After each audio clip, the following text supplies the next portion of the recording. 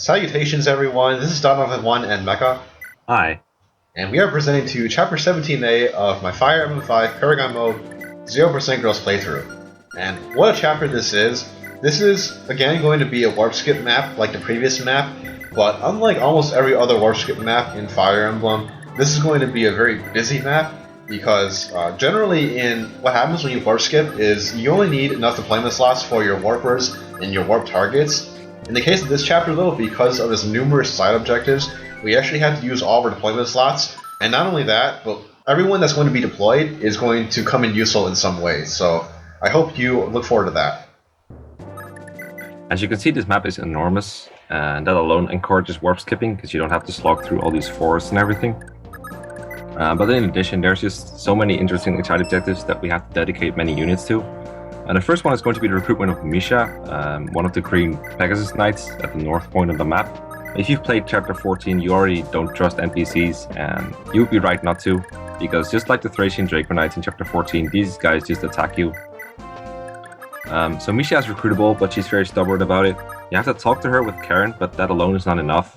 You also have to capture her and hold her until the end of the chapter, just like Leafus in Chapter 2X. But that's pretty complicated because Misha is a mounted unit, and mounted units don't get captured.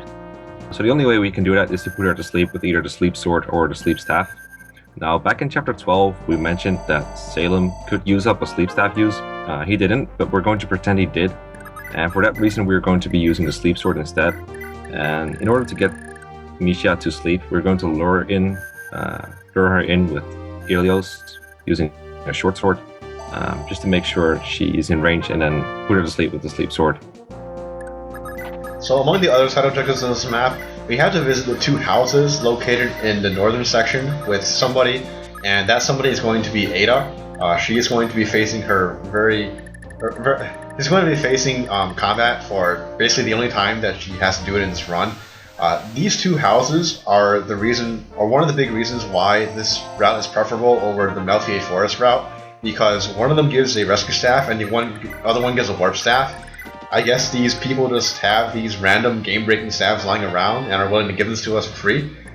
She does have to be careful though, because if she were to stop over where the houses are, she would be in range of many of the Pegasus Knights, and they will end up killing her. Conversely, if she went too far over to the right, she would enter turn in range of the Ballista, and they will one-shot her, so we don't want any of that to happen. The compromise is for her to kind of retreat back to the middle of the map, where she can get attacked by an enemy Armor Knight and an enemy Soldier. Sometimes they can combine to KO her, because the enemy Armor Knight has a Great Sword, which is an 18 might sword, but it's not very accurate, and sometimes they just don't combine to kill her at all. So we're willing to take that chance, because it doesn't happen that often. We were very confident that Ada would survive this enemy phase, because we gave her all of our stamina drinks, and if she died with all of those on her, then obviously we will be up the creek without a paddle. We're also pretty confident that Ilios is going to get the job done here. He is holding a short sword for a couple reasons. For one, because it makes all these other Pegasus Knights scared into attacking at 2 range with their weaky javelins instead of their horse slayers. Those are also the reason he's dismounted, by the way. And it also weighs him down to the point where he won't double Misha, and this increases his chances of success because his crit chance will not be very high. If he does crit this one chance he gets, then we're still in trouble because Misha will be in range of getting killed by the sleep sword. So if that happens, we have to reset, but the chances of that are just not very high. So we are preparing to warp Leaf and Asvel for a boss kill in a season this turn, and one of the reasons why you want to do this map quickly is because, just like the previous map, it's very unfriendly if you try to tackle conventionally. As Mekkah pointed out, it's large, there's a lot of terrain that's in the way, there's enemy ballista, there's a lot of enemies hanging around a giant squad, and on turn 10, if you wait around till then, an enemy commander appears. His name is Sias.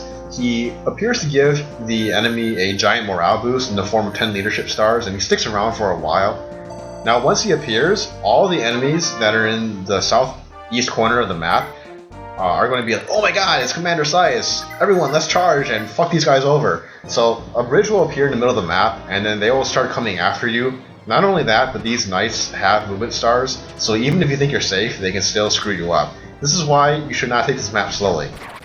So, Asvel's boss killing strategy here. He does double this guy, which is fortunate because otherwise he wouldn't be able to kill him with just a critical. What is unfortunate was that he had to dodge 2 hits of a Master Axe that both potentially could have one-hit KO'd him. But fortunately, he had a leaf support in range, and he also had the charm bonus from the King Sword in range. So if he had died, that would have been a bummer because we had to sit through a pretty long phase. But he didn't, so that's good.